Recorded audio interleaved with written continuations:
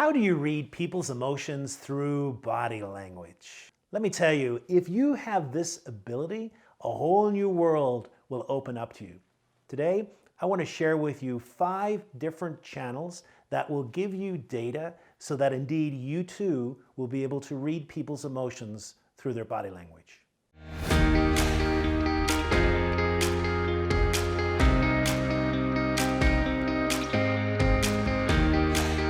You know, each and every one of us has a bias, and this is our bias. Our bias is towards words. We are constantly focusing on the words that people communicate with us. And the problem is that words are only one channel of information, and if we're going to read people's emotions through their body language, then we've got to widen the lens. We've got to widen it from just one channel, which is the words, to all 5 channels. We're going to explore those channels, and I'll also give you practical exercises that you can turn to help you hone this skill of reading people's emotions through their body language. So there are 5 channels that will help us look at the information coming to us from people. Now, what is a channel? A channel is nothing more than simply a strain of data that is coming from a certain place in the other person's body. So let's go through all 5 channels. The first channel is facial expressions. Now, the face has 42 sets of muscles, and each of those muscles are configured in a certain way. There are 10,000 different facial expressions. However, we know that there are 7 of those which are universal emotions. They are surprise, fear, anger, disgust, contempt, happiness, sadness. And the way that those muscles configure in the face is universal. It doesn't matter what culture you're in, everyone uses them the same way to convey a certain emotion. Now, why we are able to tell the emotion, we are not able to understand exactly what caused that emotion. So we do have to be careful, and yet we are able to tell which emotion it is. Now, it's important to have 2 distinctions about emotions in the face. The first is macroexpressions. Now, what a macroexpression is, it's the fullness of a facial expression. Say I'm talking with my friend Henry, and Henry's mad at me, and he wants me to know that he is mad at me. And then he may show me an anger expression. And that anger expression can last up to 4 seconds, and it's clear that he's angry. And if I'm good at reading other people's faces, I see that he's angry, and I'm acknowledged that he's angry. However, there's also something called microexpressions. And microexpressions are expressions that we are trying to suppress, either consciously or unconsciously. But emotions move so quickly that we're not fully able to suppress them without some of it leaking out, and we call these microexpressions. They last half a second or less. And if we're trained well enough, we can pick them up. So in that same situation, Henry might be mad at me, but he doesn't want me to know that he's mad. And so he tries to suppress that emotion, but a little bit of a microexpression flashes on his face, and I know that he's angry. I don't know why he's angry, but I'm aware that he is angry. Facial expressions are the clearest channel of all 5, and they're incredibly important because they can give us a wealth of information and help us to respond in the moment, knowing what emotion a particular person might be having. You know, a few weeks ago, there was a video that went viral on YouTube.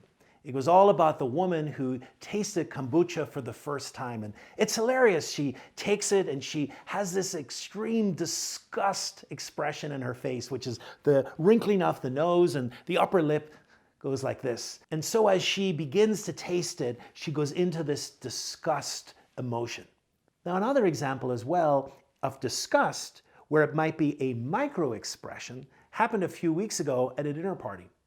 Our guest had cooked all day and she was trying some different food. And the person next to me, who I didn't know, took a taste of the food, and all of a sudden I saw a micro-expression of disgust. She asked everyone, "Did you enjoy your food? Did you like this?" And he said, "Oh yes, it was lovely." But of course, I know that when he tasted that food, there was a little bit of disgust. He tried to suppress that because he didn't want his guest to know that he didn't find the food very appetizing. This is the key to understanding emotions in the moment through the gateway of the face. Macro and micro expressions. The second channel is our body. So we've dealt with the first, which is facial expressions, and now we move to the rest of our body. And our body tells us so much information. But what we have to be careful about here is there is no universals. Our body language is very culturally determined, and so very often what we're looking for are changes in the baseline.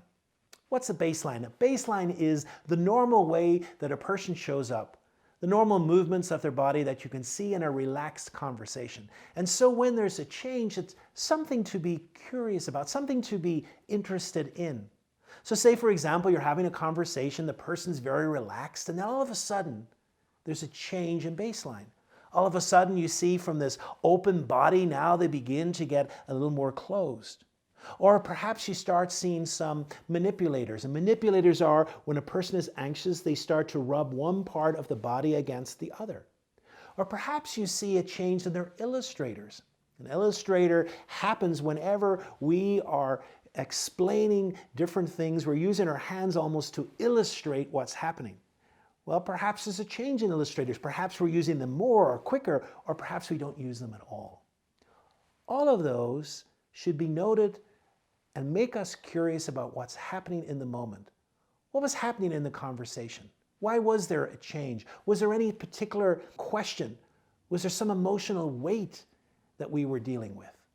All of those can give us clues to what's happening in the moment. The third channel is the voice. And so what we're looking at there is the volume of the voice. Does the volume get lower? Or does the volume get higher? And then we're also looking at the tone of the voice.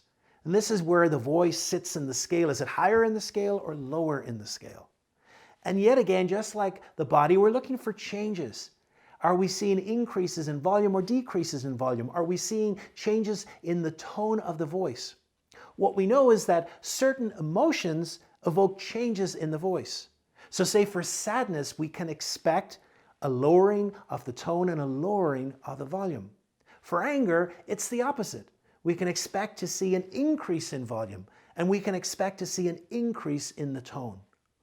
All of those give us signals to emotions in the moment. The fourth channel, which is the second element of the voice, is vocal flow. And what we need is changes in the flow of the conversation.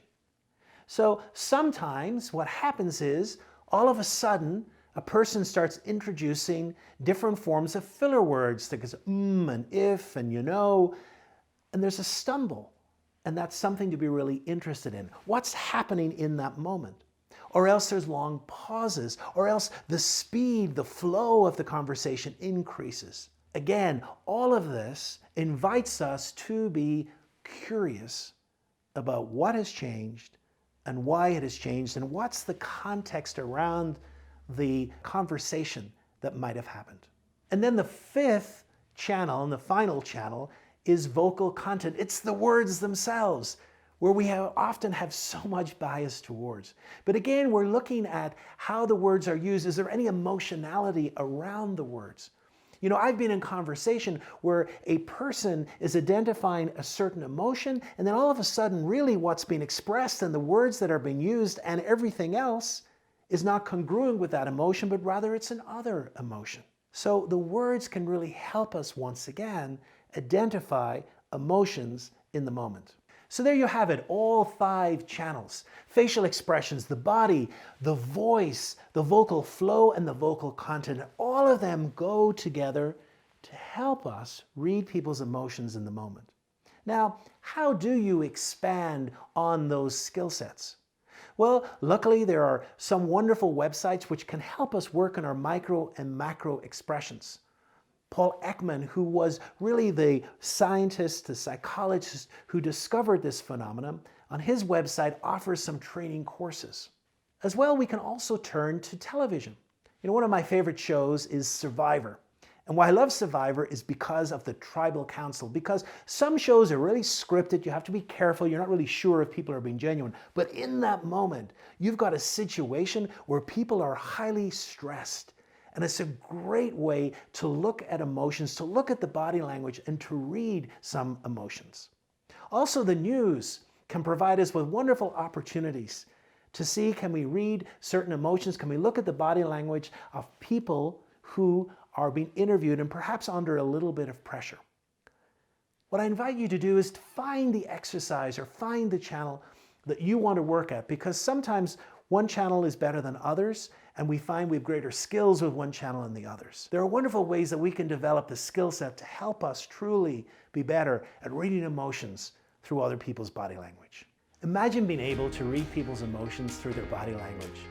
What kind of superpower would that add to your ability at work? If you want to jump a little bit deeper into this area, we provide 2- and 3-day training courses which really dig deep into those 5 channels. And if you want more information on the next one, please go to the website below.